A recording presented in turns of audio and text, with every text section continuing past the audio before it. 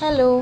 তো এই বছর আমাদের তৃতীয়তম জামাই ষষ্ঠী, বেরিয়ে পড়েছিলাম বিকালবেলা। অন্যবার দুপুর দুপুর যাই, এবার বিকালে গেছি যেহেতু রোদ থাকে, তো এবার একটু অন্যরকম করার জন্যই তো চাকদার দিকে এবার গেছি। ওখান থেকে একটু চাকদা গঙ্গার ধার ঘুরলাম, একটু মার্কেটে গেলাম, একটু শপিং করলাম। তারপরে আবার ওখান থেকে বেরিয়ে একটু রেল গেটে দাঁড়িয়েছিলাম, ওখানে আবার হঠাৎ করে দেখলাম আমাকে একটা রোজ এনে দিল। যাই হোক, আমি তো খুশি হয়ে গেলাম। ওখান থেকেই মিষ্টি মিষ্টি সব কিছু নিয়েছি। তারপরে শিমুরালিতে চলে আসলাম, এসে ওখান থেকে ফল টল নিয়ে নিলাম। আবার এই যে আমি আমার বাড়ির গলিতে ঢুকে পড়েছি। এই যে দেখতেই পাচ্ছ, তো এটাই হচ্ছে আমার বাড়ি।